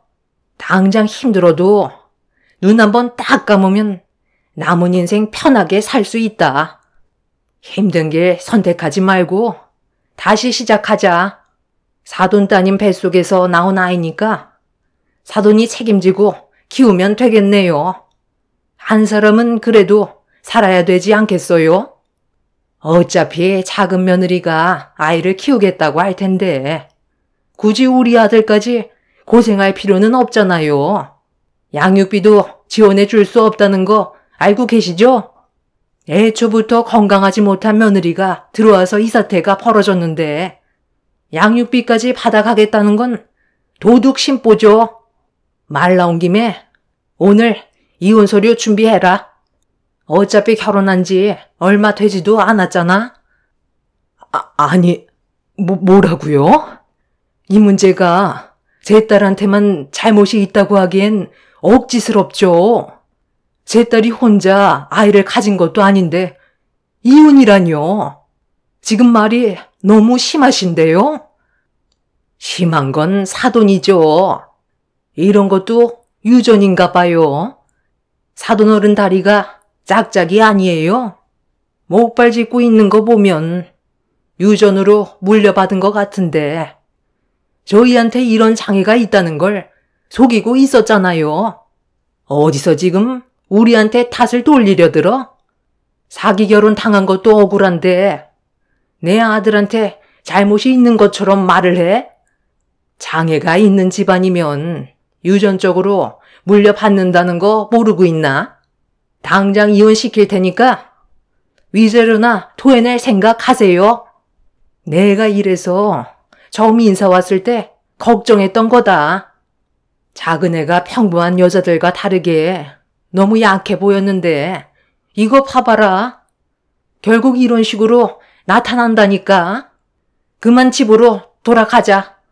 더 볼 필요 있겠어? 잠깐만요. 지금 제 발을 보고 장애가 있다고 판단한 거예요? 잘 알지도 못하면서 함부로 얘기하지 마시죠. 제가 한쪽 다리에 문제가 생긴 건 공사 현장에서 사고로 다친 거지. 처음부터 장애가 있던 건 아니었습니다. 우리 집안을 함부로 판단한 거에 대해서는 저희도 그냥 넘어가지 않겠습니다. 어찌됐든 며느리 뱃속에서 만들어진 아이니까 그쪽 따님 책임인 거죠. 다른 여자들보다 건강이 약한 건 맞잖아요. 삐쩍 말라서 멸우치같이 뼈밖에 없으니 애가 제대로 자랄 수나 있었겠어요? 이혼은 무조건 강행할 거니 억울하면 법적으로 대응하시던지요. 내 아들의 인생을 구하기 위해선 뭐든 할 겁니다. 당신 말이 너무 심한 거 아니야? 아직 며느리랑 아이 얼굴도 못 봤는데 일단 좀 진정해봐. 애들이 알아서 잘 헤쳐나갈 텐데 왜 이렇게 함부로 얘기하는 거야? 내가 알기론 당신 외할아버님이 짝발 아니었어? 왜 나한테 그랬었잖아. 예전에 발이 짝발로 태어나 평생 장애를 가지고 사셨었는데 같이 다니는 게 창피했었다고. 그래서 할아버님이랑 거리를 두고 말도 안 걸었었다면서. 따지고 보면 당신 집안에 문제가 있어서 아이한테 유전적으로 안 좋은 걸 물려준 걸 수도 있는 거잖아. 우리 할아버지가 짝발인 게 왜 여기에서 나오는데? 우리 아들이 문제없이 태어났잖아. 유전적으로 한치 걸러서 물려받는 건 있을 수 없는 일이라고. 무조건 며느리 탓이야. 시모가 열을 올리면서 아이한테 생긴 장애를 동선의 가족에게 탓을 돌리자 동선의 온 가족이 시모 멱살을 잡아 말 함부로 하지 말라면서 흔들어대기 시작했어요. 제가 알기로도 시모의 외할아버님께서 다리에 장애를 가지고 태어나 힘든 생활을 하셨다는 말을 언뜻 들은 적이 있었습니다. 그렇다고 아이한테까지 영향이 갈 거라곤 전혀 상상하지 못했었는데 이런 일이 생기게 되니 저 또한 충격으로 다가왔었어요. 시모는 동선의 가족들과 몸싸움이 일어나기 시작했고 시모는 막말을 퍼부으면서 상황을 더욱더 악화시키고 있었어요. 저희 가족들이 힘들게 말리고 있는데 시모가 마지막으로 뱉은 충격적인 한마디에 입을 다물지 못했고 저희 가족은 더 이상 시모를 말리지 않았습니다. 동선의 가족은 시모의 마지막 말을 듣자마자 줄따기를 올리기 시작했고 아수라장이 되어버린 병원에 경찰들이 출동해서 겨우 상황을 진정시킬 수 있었어요. 시모는 아이가 장애를 가지고 살아가느니 차라리 세상을 떠나는 게 100번 낫겠다며 아이 때문에 자기 아들 불행길을 걷게 할 수 없다고 막말을 퍼부었었죠. 시동생은 자기 엄마에게 많이 실망했는지 다시는 얼굴 보고 싶지 않다는 말을 꺼냈어요. 시부도 시모에게 질려버린 듯 집으로 돌아가셨습니다. 원장님은 추가적인 검사를 진행해야 될 것 같다면서 아이의 다리에 문제가 생긴 거에 대해 정밀 검사를 시작했고 동서는 눈물을 흘리면서 괴로워하고 있었어요. 그렇게 아이의 몸 상태에 대해 정밀 검사를 진행한 결과 또 한 번 놀랄만한 말을 듣게 되었습니다.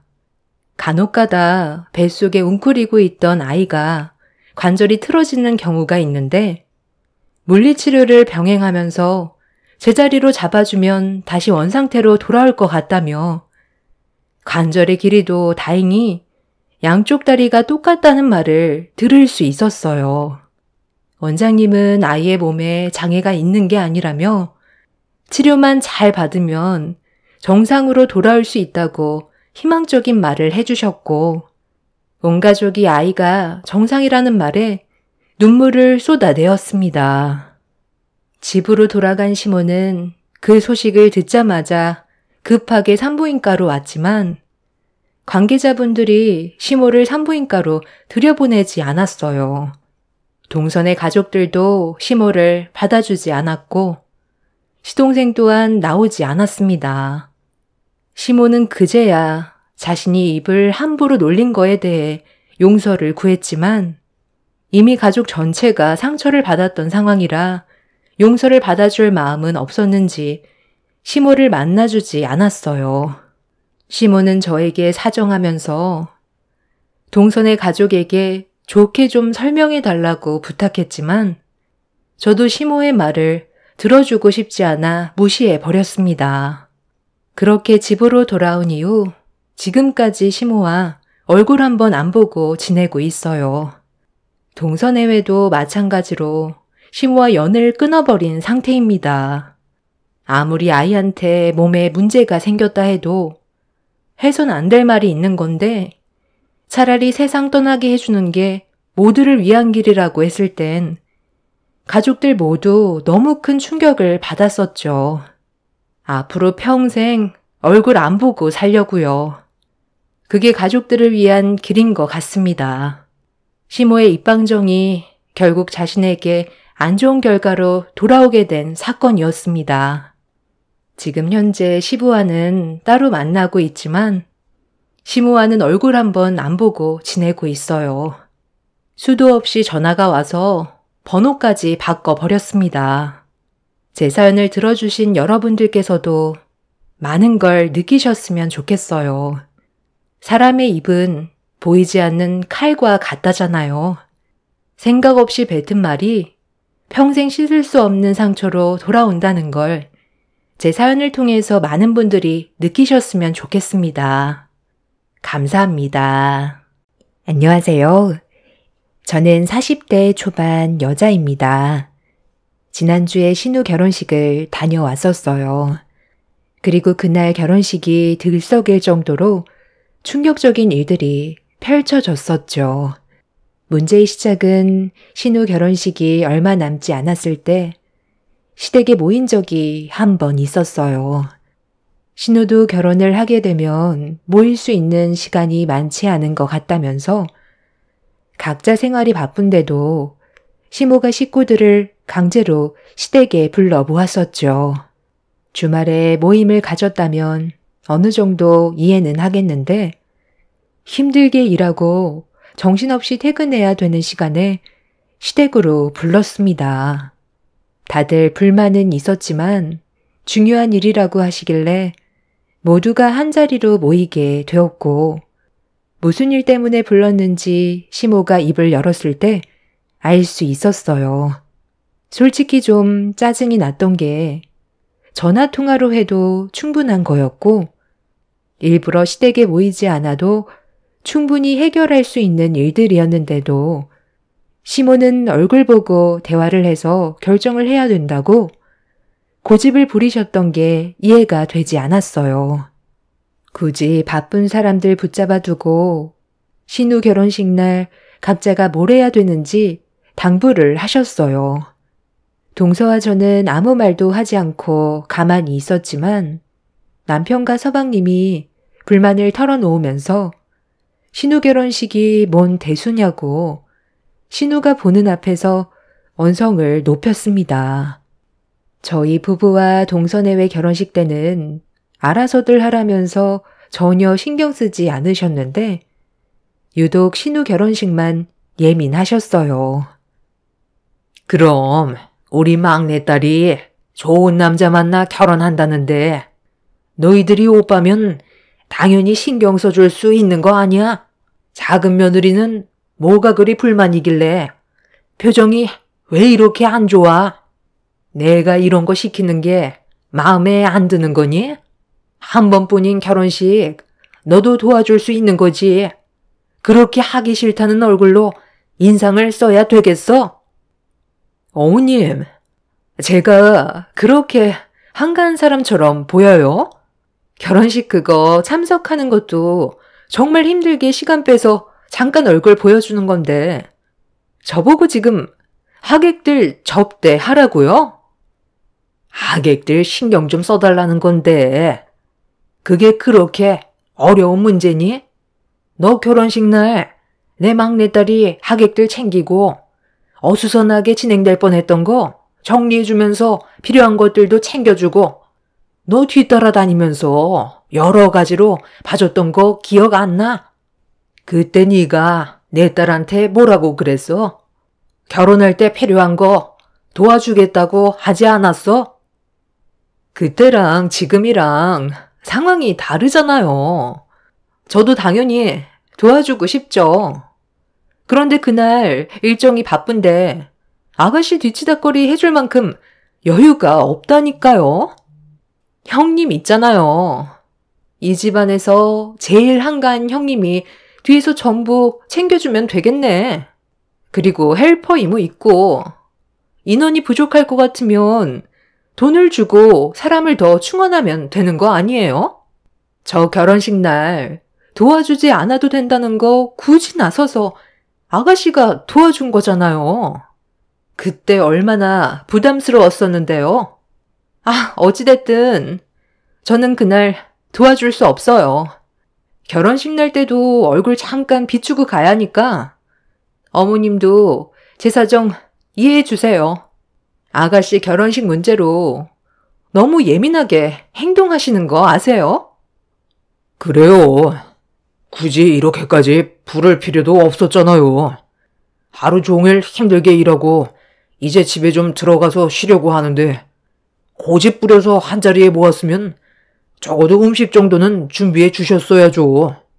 저녁도 안 먹었는데 속쓰리게 과일을 내주시면 어떡해요? 이 사람 요즘 스트레스도 많이 받아서 잘 챙겨 먹어야 한다고요. 그러면 되겠네. 형님 어머니께서 식모일 하지 않아요? 이 집 저 집 다니면서 파출부일 같은 거 하신다면서요? 그럼 뒤처리 해주는 일 같은 거 전문적으로 하실 텐데 이번에 좀 도와달라고 말 좀 해보세요. 가족인데 그 정도도 못 해줘요? 저희 집안이야 아시다시피 사자 집안이라 그런 하찮은 일은 할 수 있는 사람이 없잖아요. 형님 어머니께서 도와주시면 딱이겠구만. 그런 일도 해본 사람이나 하는 거지. 괜히 도와주겠다고 설쳤다가 오히려 결혼식에 방해만 된다니까요. 재수씨, 말이 좀 심한 것 같은데?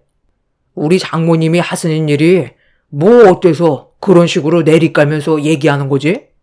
그러는 재수씨는 뭐가 그리 잘났다고 우리 어머니가 시키는 일을 대놓고 거절하면서 불만을 늘어놓는 건데 똑같이 우리 집안 며느리로 들어왔으면 당연히 해줄 수 있는 거지. 재수씨는 사자 직업도 아니고 그냥 놀고 먹는 백수면서 뭐가 그리 바쁘다는 건지 모르겠네. 나이가 몇인데 언제까지 내 동생이랑 친정 덕 보면서 살 거야? 친정이 사자 집안이라 돈 좀 번다고 재수씨가 뭐 좀 되는 줄 아나 본데 본인이 잘난 게 아니라 재수씨 집안이 잘난 거야. 처음 인사 왔을 때부터 개념 없어 보이더니 이젠 아주 막말을 일삼네. 뭐라고요? 아주버님, 지금 말 다 했어요? 그러는 아주버님은 얼마나 잘났는데요. 그 나이 먹는 동안 공사판에서 일하면서 뭐가 그리 당당한 건데요? 그만들 해라. 내가 너희들 싸우는 걸 보고 싶어서 한자리에 부른 줄 아니? 결혼식 하루 온종일 하는 것도 아니고 몇 시간 잠깐 하는 거 그 시간 동안 너희들이 우리 막내딸 결혼식 각별히 신경 좀 써주거라. 내가 불안해서 그래. 너무 급하게 식을 올리는 것 같아서 최대한 문제 생기지 않게 준비하고 싶어서 그러는 거니 너희들이 좋은 마음으로 도와줬으면 좋겠구나. 2번 하는 것도 아니고 인생에 딱 1번 하는 결혼식 좋은 기억으로 남을 수 있게 부탁 좀 하마. 시모가 신우 결혼식을 불안해하고 있었던 건 만난 지 3년도 아닌 3개월 만에 결혼을 하겠다고 하도 졸라서 어쩔 수 없이 허락을 해줬었지만 서로가 알아간 시간이 짧기 때문에 시모는 걱정이 많아 보였습니다. 시모가 결혼을 허락하게 된 결정적인 이유는 신우 예비신랑 부모가 철강 사업을 하는데 그 밑에서 일을 배우고 있고 집안 자체가 재력이 상당하다는 말을 들었었어요. 둘이 소개로 만났다곤 하는데 워낙 집안 차이가 심해서 결혼을 허락받았다는 말을 들었을 때 시모 입장에선 많이 불안해하는 것 같았습니다. 잘 나가는 집안이 중소기업에서 일을 하는 신우와의 결혼을 크게 문제 삼지 않았었고 3개월 만에 결혼까지 계획을 세웠다는 게 또 다른 뭔가 있을까봐 걱정을 너무 많이 하셨어요. 예비신랑 집안에서 좋은 마음으로 두 사람의 사랑을 진심으로 응원해서 허락한 결혼일 수도 있겠지만 누구나 한 번쯤은 의심을 할 수밖에 없는 상황이기는 했습니다. 그렇다고 신우의 예비신랑 회사가 문제가 있거나 그런 건 아니었어요. 정상적인 회사였고 직원들 수도 상당히 많았었죠. 이미 남편이 어떤 회사인지 전부 다 파악하고 직접 현장까지 방문해 볼 정도로 시모의 걱정을 덜어줬었는데도 만난 지 얼마 되지 않아 결혼까지 한다는 걸 제일 불안해하고 있었어요. 시부가 돌아가신 지 얼마 되지 않아 남편이 집안의 기둥 역할을 해오고 있어서 신우의 결혼식 날 시모가 원하는 대로 해주는 걸로 결정을 내렸고 동서와 서방님은 어쩔 수 없이 그 말을 따라야만 했었죠. 그렇게 며칠 뒤 결혼식 당일이 되었고 저희 부부는 일찍 서둘러 식장을 찾아갔어요. 이미 많은 하객들이 식장을 꽉 채울 정도로 들어와 있었고 신우는 신부 대기실에서 결혼식을 진행하기 위한 준비를 이미 마친 상태로 대기하고 있었어요. 제가 크게 도와줄 게 없을 정도로 옆에 있던 헬퍼분께서 신우를 잘 챙겨주고 있었습니다. 계획된 결혼식은 예정대로 순조롭게 진행이 매끄럽게 되고 있었고 큰 사고 없이 식을 마칠 수 있었습니다. 동서내외는 식이 시작할 때쯤 늦게 오더니 결혼식이 끝나자마자 바로 식장에서 나가려 하길래 제가 동서를 붙잡았어요.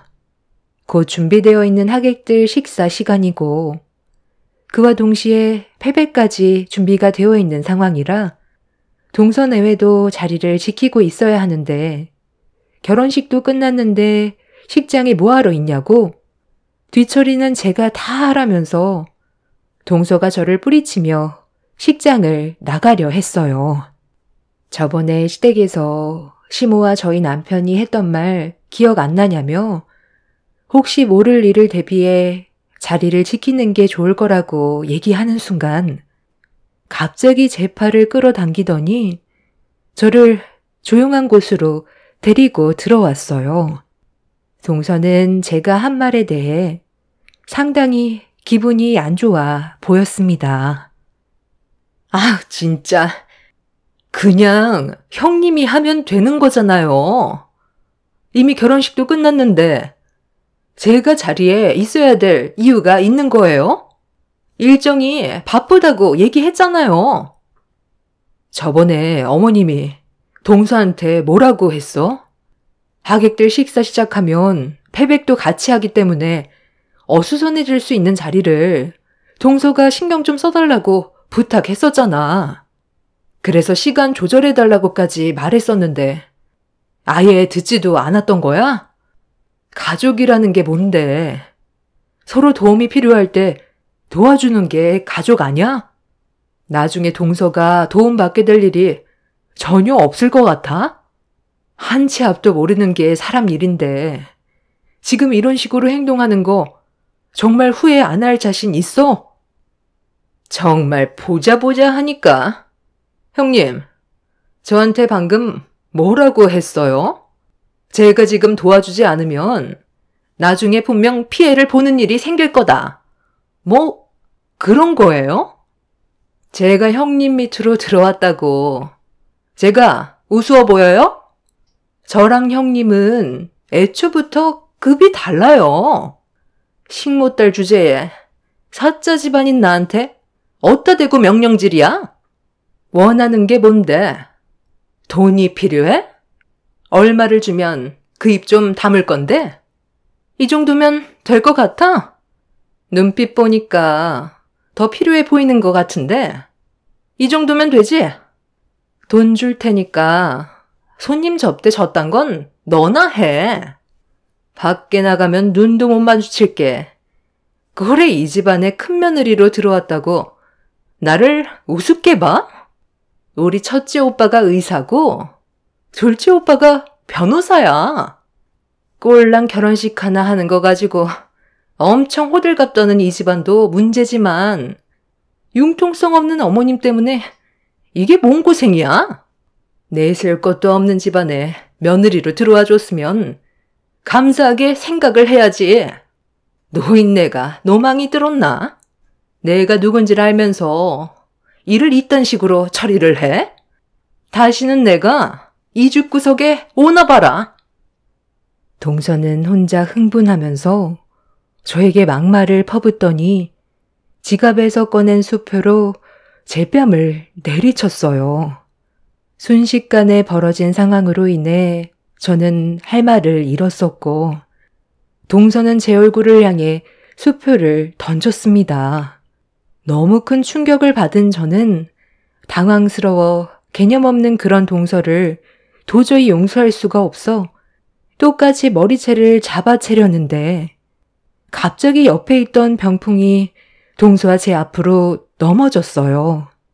그리고 병풍 뒤에 이 모든 상황을 듣고 있었던 시모가 자리에서 일어나 저와 동서를 쳐다보고 있었습니다. 병풍 뒤에 시모가 숨어 있을 거라고 전혀 예상하지 못한 저와 동서는 당황해서 시모를 바라보고 있는데 자리에서 일어난 시모가 입을 열었어요. 우리 막내딸 결혼식이 다른 때보다 유독 긴장을 많이 해서 그런지 급격하게 피곤해져서 잠깐 패백실에서 한숨 돌리고 있었는데 이게 다 무슨 말이니? 작은 며느리, 방금 네가 한 말 내 앞에서 다시 뱉어봐라. 분위기 파악 못하는 건 우리가 아니라 너 같은데? 너 이 집안이 잘 나가면 어른이고 뭐고 다 필요 없다는 거냐? 이런 식으로 행동해도 된다고 사돈분들이 가르치던? 너희 오빠들이 사자 직업을 가지고 있는 거지. 너는 어디 명함 한 장 내밀지도 못하는 그냥 날백수면서 지금 누구한테 뭐라고 그러는 거야? 당장 이 자리에서 무릎 꿇고 빌지 않는다면 오늘 패백실에서 곱게 나가지는 못할 줄 알아라. 방금 네가 큰며느리한테 뺨을 올려치는 소리를 들었는데 손이 발이 되도록 빌지 않으면 내가 널 가만두지 않으마. 내가 너한테 일을 하라고 시켰니? 그냥 혹시 모를 일을 대비해 자리만 지켜주고 도움을 요청할 때 가족이니까 네가 좀 도와달라는 건데 그게 그렇게 싫어서 상황을 이렇게까지 만들어? 당장 내 앞에서 무릎 꿇지 못해? 내가 왜 무릎을 꿇어요? 지금까지 살면서 남한테 무릎 꿇어본 적 단 한 번도 없다고요. 잘못한 게 있어야 무릎을 꿇든지 하죠. 저리 비키세요. 시모가 문 앞을 가로막고 서 있는데 동서가 시모를 강하게 밀치면서 밖으로 나가겠다며 난리를 치자 최대한 참고 있던 시모가 그런 동서의 머리채를 잡으면서 버르장머리 없는 게 며느리로 들어와서 집안 망신 다 시킨다며 패백실 안에서 동서의 머리를 사정없이 흔들었어요.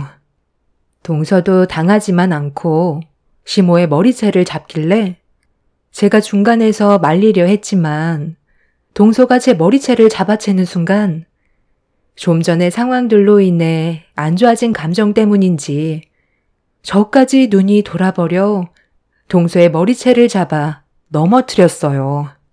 순식간에 패백시라는 아수라장이 되어버렸고 그렇게 2대1은 역부족이라고 생각했는지 도망을 치려 하길래 제가 동서의 발목을 잡아 넘어뜨렸습니다. 그렇게 서로 뒤엉켜 난장판이 된 상황 속에서 갑자기 패백실 문이 열렸고 이런 충격적인 광경을 신우와 예비신랑 가족분들에게까지 보여주게 되었네요. 신우는 경악을 하며 뭐하는 짓이냐고 소리치는 순간 밖에서 웅성거리는 소리와 함께 남편과 서방님이 패백실 안으로 뛰어 들어왔어요. 다들 제정신이야? 여기가 어딘 줄 알고 이 난리를 친 거냐고. 식사가 진행되면 패백도 동시에 진행된다던 거 다들 모르고 있었던 거 아니잖아. 저기 설치되어 있는 캠코더로 패백실 안의 상황이 전부 식당에 생중계되고 있었다고. 도대체 왜 다들 서로 그렇게 못 잡아먹어서 안달이야? 당장 그 손들 안 놔? 결혼식 참석해준 것만도 감사하게 생각해야지. 감히 나를 건드려? 우리 오빠가 변호사인 거 잊었어? 나를 이 지경으로 만든 거 절대 가만두지 않을 거야.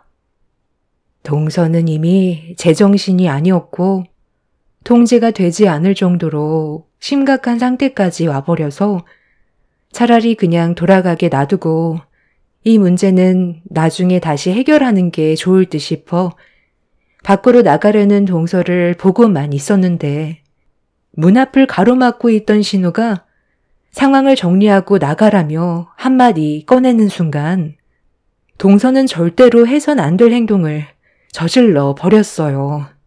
하객들과 신우의 시댁 식구들이 보는 앞에서 신우의 뺨에 손을 올렸고 한 번도 아닌 2번을 양뺨에 올려쳐 버렸습니다. 패백을 하기 위해 환복을 한 상태였기 때문에 동서가 뺨을 친 순간 신우는 뒤로 넘어져 버렸고 뒤에서 충격적인 광경을 보게 된 시몬은 이성을 잃어 동서를 그대로 패백실 안으로 끌고 갔어요. 서방님 또한 동서가 아무리 자기 아내라 해도 팔은 안으로 굽는다고 눈이 돌아버렸고 그렇게 신우의 결혼식은 아수라장이 되어버렸습니다. 이 문제로 동서는 시댁 식구들과 법적인 문제로 소송을 걸었고 상황이 심각해지자 동선의 가족분들이 시댁으로 직접 찾아왔습니다. 동서가 신우 결혼식장을 망친 것과 이 문제로 파혼까지 된 상황들에 대해 소송을 제기하려 하자 동서의 가족들이 시댁으로 몰려와 진지하게 대화를 풀어나갔어요. 결혼식이 파투난 거에 대해서는 정말 죄송합니다. 제 딸이 전부 다 잘못한 점에 대해서는 금전적으로 충분한 보상을 해드릴 테니 이번 한 번만 조용히 넘어가 주실 수 있으신가요?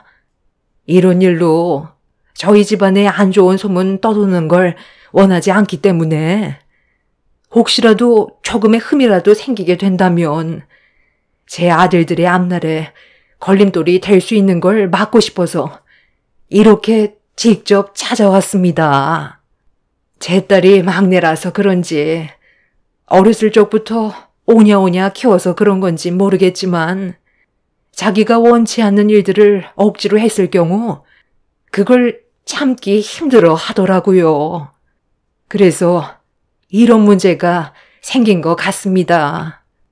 그동안 사돈께서 제 딸의 버릇없는 행동에 대해 좋게 넘어가 주신 적 많으실 텐데 이번에도 너그러이 용서해 주시면 안 될까요?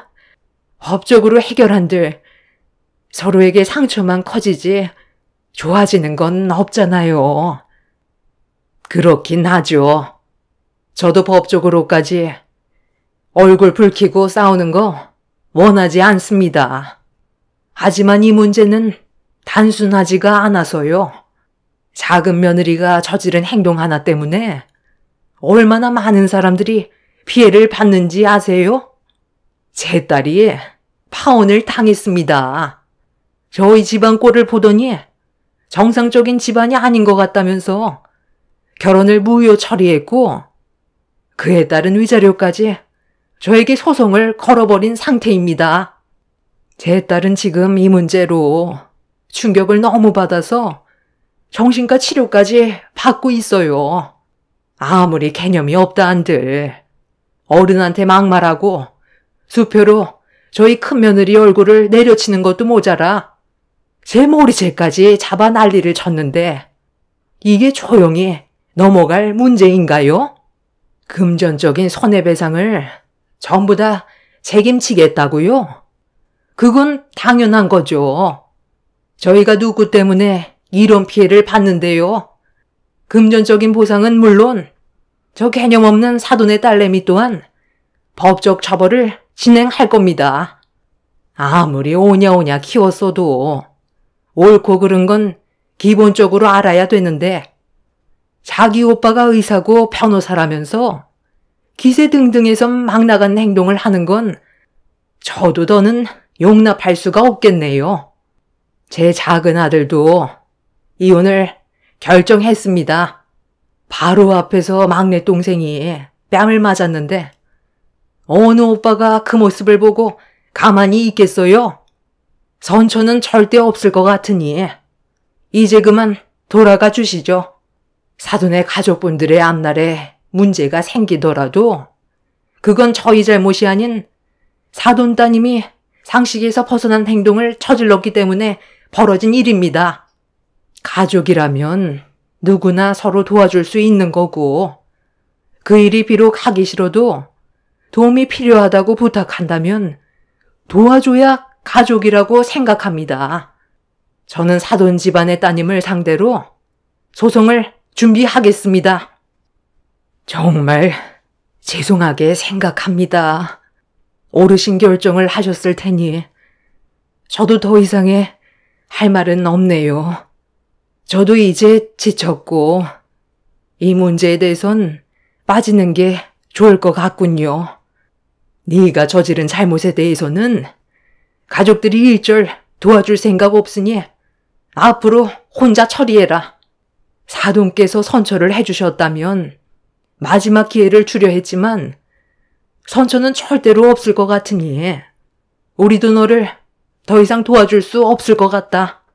네가 저지른 행동에 대해서는 본인 스스로 책임을 지고 해결해라. 알겠니? 엄마! 갑자기 그게 무슨 말이야? 저보고 이 사태를 해결하라뇨. 저는 오빠만 믿고 있었는데 도와주지 않겠다고 하면 저는 누구한테 도움을 요청해요? 그건 네가 알아서 해야지. 왜 우리한테 그래? 언제까지 너희 오빠가 네가 저지른 일들을 수습해야 되는 건데 왜 우리 가족이 이 문제로 머리를 숙여야 되는 거냐고. 오늘 이 시간 이후부터 너한테 금전적으로 지원해주던 모든 것들을 전부 다 빼앗기로 결정을 했다. 엄마 명의로 되어 있는 차도 도로 가져갈 테니까 이 세상이 얼마나 살기 힘든 세상인지 너도 한번 겪어봐라. 세상이 너 중심으로 돌아갈 것 같지? 경험해봐야 정신을 차릴 거다. 엄마! 내가 그 차 얼마나 아끼는지 알면서 지금 내 전부를 빼앗겠다고? 정말 이렇게까지 할 거야? 내가 뭘 잘못했다고 그래. 싫다고 얘기한 것뿐이고 나를 강압적으로 몰아세우려 했던 건 저 사람들이야. 나는 정말 잘못한 거 하나 없다니까. 엄마까지 내 편이 안 돼주면 나는 누구한테 도와달라고 해야 되냐고. 너희 아빠는 금전적인 지원 해수는 물론 전륜을 끊어내라고 난리도 아니었다. 가만두지 않겠다는 거 겨우 말리고 여기로 온 거라고. 너는 아직까지 뭐가 잘못된 건지 알지 못하는 거야? 금전적인 지원이 끊어지는 것보다 중요한 문제가 뭔지 몰라? 네가 진심으로 저분들께 용서를 구하는 일이 먼저라고. 동서는 전혀 예상하지 못한 전개로 흘러가기 시작하자 그제서야 고개를 숙이며 죄송하다고 했지만 전혀 진심이 느껴지지 않았어요. 시모는 용서를 구하는 동서를 받아주지 않았고 서방님은 동서의 어머니한테 이혼을 진행하겠다는 확고한 의사를 밝혔습니다. 동서 내외는 아이가 없어서 이혼을 하게 되면 한 달의 숙려 기간을 끝으로 법적인 남남이 되는 상황이었죠. 동서가 아이를 너무 싫어했어요. 인생을 즐기면서 살고 있는 자신의 삶을 아이로 인해 빼앗기고 싶지 않다면서 아이 가지는 걸 원하지 않았었습니다. 처음에는 서방님과 결혼할 당시 아이도 생각 중에 있다고 얘기해 놓고 결혼식이 끝나고 태도가 돌변해서는 계속해서 아이 가지는 걸 미루고 있다가 본색을 드러냈었죠. 아이를 가지지 않겠다는 것도 시모는 동서의 의사를 존중해 주었었고 가족의 구성원으로 도움이 필요하면 그래도 불평불만보다 최대한 좋은 쪽으로 도와줬었는데 동서는 그 모든 것들을 당연하다고 생각해 오고 있었어요. 결국 자기 가족들에게까지 내쳐지게 되자 오갈 데가 없어진 동서는 그제서야 분위기를 파악했는지 진심으로 눈물을 흘리면서 용서를 구했지만 이미 저희는 확고하게 마음을 잡았던 터라 선처는 없었습니다. 시간이 지나면 또다시 예전의 모습으로 다시 돌아갈 수 있다는 걸 모두가 알고 있었어요. 같이 살아갈 수 없는 결정적인 이유는 신우의 결혼식이 파투가 났기 때문에 되돌릴 수 없을 정도로 상황이 심각해져서 법적으로 소송을 진행할 수밖에 없었습니다. 저 또한 살면서 남에게 수표로 뺨을 허용했던 적은 단 한 번도 없었어요. 그날 너무 큰 충격을 받았었고 제가 받은 신체적, 정신적 피해에 대해서도 소송을 진행 중입니다. 현재 동서는 매일같이 시댁과 저희 집에 찾아와 용서를 구하고 있고 서방님과 이혼을 하지 않으려고 악착같이 버티고 있어요. 이 상황을 해결해야지만 동선의 가족분들이 받아주기로 했었거든요. 하지만 이미 돌이킬 수 없는 결과로 이어졌기 때문에 아마 동선의 가족들의 품으로도 돌아가기는 힘들 겁니다. 그쪽 집안도 그동안 상당히 많이 힘들었었는지 두 손 두 발 들어버렸고 혼자가 된 동서는 현재 자신의 위치를 뒤늦게 깨달았네요. 가족이란 서로 힘들 때 도와줄 수 있는 게 가족이잖아요. 신우 결혼식 날 힘든 일 부탁한 것도 아니고 원활한 결혼식 진행을 위해서 아주 잠깐 부탁한 거였고 크게 신경 쓸 일도 없었습니다. 나중에 동서의 솔직한 마음을 듣게 됐는데 타인보다 자신의 위치가 밑에 있다는 걸 보여주기 싫었다고 하더라고요. 한마디로 세상 모든 사람들이 자기보다 아래에 있다고 생각을 했던 거였죠. 그러니 제 얼굴에 손을 올렸고 시모의 머리채를 잡았을 때도 더 큰 소리치며 화를 냈던 거였습니다. 이 일이 불과 일주일 전에 있었던 일이네요. 앞으로 법적 소송을 제기하기 위해 준비 중에 있지만 이런 사람 선처해줘봤자 저희가 이득 볼 수 있는 게 하나도 없다는 거 알기 때문에 절대 조용히 넘어가지 않을 생각입니다. 인생이 자기 중심대로 흘러가지 않는다는 걸 이번 일을 통해 뼈저리게 느끼게 해주려고요. 제 사연 들어주신 여러분들께서는 언제나 가족들과 서로 배려하고 어려울 때 도와가며 좋은 관계 유지하시길 바랍니다. 감사합니다.